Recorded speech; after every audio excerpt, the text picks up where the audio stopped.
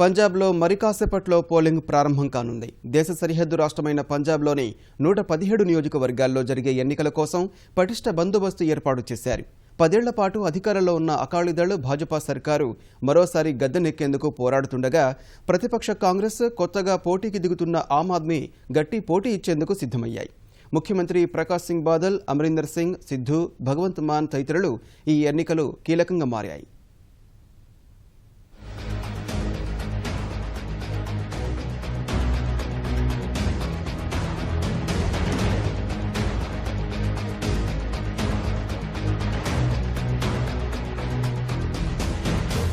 Aam Aadmi party రంగప్రవేశంతో కీలకంగా మారిన పంజాబ్ ఎన్నికల్లో 117 స్థానాల్లో ఒకేసారి జరిగే పోలింగ్కు సర్వం సిద్ధమైంది.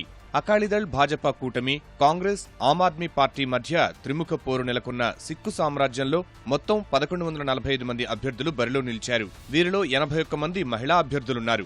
దశాబ్ద కాలంగా పంజాబ్లో ప్రభుత్వాన్ని నడిపిన అకాలీదళ్ భాజపా కూటమి మరోసారి అధికారం చేజిక్కించుకోవాలని చూస్తుండగా ప్రతిపక్ష కాంగ్రెస్, తొలిసారి పోటీకి దిగుతున్న ఆమ్ ఆద్మీ సత్తా చాటేందుకు ప్రయత్నిస్తున్నాయి. నల్లధనం నియంత్రణ దిశగా కేంద్ర ప్రభుత్వం తీసుకున్న నోట్ల రద్దు నిర్ణయం తరువాత ఇవే తొలి ఎన్నికలు కావడంతో దేశమంతా ఈ పోరు కోసం ఆసక్తిగా ఎదురుచూస్తోంది.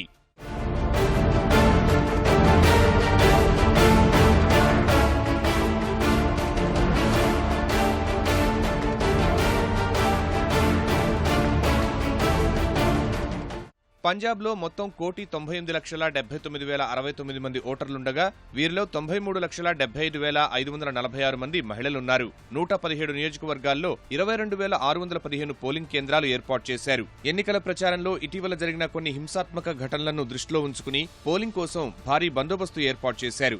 80 నుంచి 100 మంది సిబ్బంది ఉండే 200కు పైగా పారామిలిటరీ బృందాలను నియమించారు. అకాలీదళ్ 94 స్థానాల్లో పోటీ చేస్తుండగా భాజపా 23 చోట్ల అభ్యర్థులను బరిలో దించింది. ఒంటరి పోరుకు సిద్ధమైన కాంగ్రెస్ అన్ని స్థానాల్లోనూ అభ్యర్థులను నిలబెట్టగా ఆమ్ ఆద్మీ పార్టీ 112 నియోజకవర్గాల్లో ప్రజా తీర్పు కోరనుంది. మిగతా 5 చోట్ల ఆప్ మిత్రపక్షమైన లోక్ ఇన్సాఫ్ పార్టీ బరిలో దిగనుంది. బీఎస్పీతో పాటు అప్నా పంజాబ్, సిపిఐ, సిపిఎం మరికొన్ని చిన్న పార్టీలు కూడా ఎన్నికల బరిలో నిలిచాయి.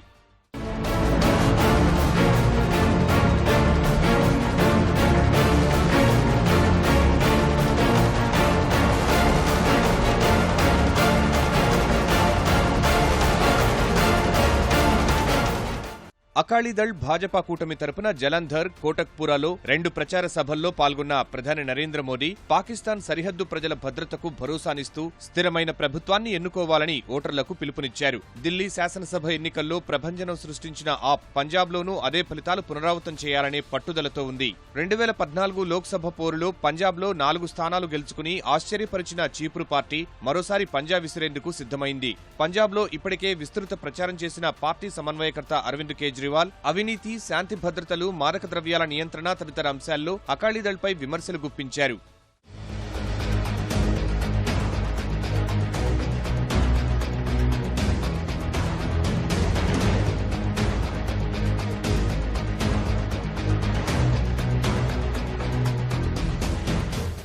మూడు ప్రధాన పార్టీల తరపున సీఎం అభ్యర్థిగా పోటీ పడుతున్న నేతలు ఒకే నియోజకవర్గం నుంచి బరిలో దిగుతుండడం పంజాబ్ ఎన్నికల్లో ప్రాధాన్యత సంతరించుకుంది.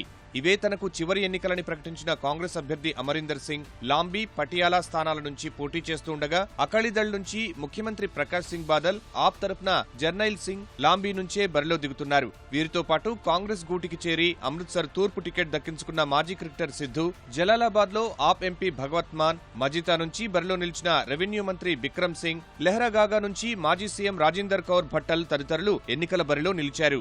పంజాబ్ ఎన్నికలతో పాటు అమృత్సర్ లోక్సభకు శనివారం పోలింగ్ జరగనుంది. నదీ జలాలకు సంబంధించి సుప్రీంకోర్టు తీర్పుపై నిరసన వ్యక్తం చేస్తూ అమరీందర్ సింగ్ రాజీనామా చేయడంతో ఈ ఎన్నిక అనివార్యమైంది. 14 లక్షల మంది ఓటర్లున్న అమృత్సర్ నియోజకవర్గంలో భాజపా తరపున రాజేందర్ మోహన్ సింగ్, కాంగ్రెస్ నుంచి గుర్జీత్ సింగ్, ఆప్ తరపున ఉపకార్ సింగ్ సంధు లోక్సభకు పోటీ పడుతున్నారు.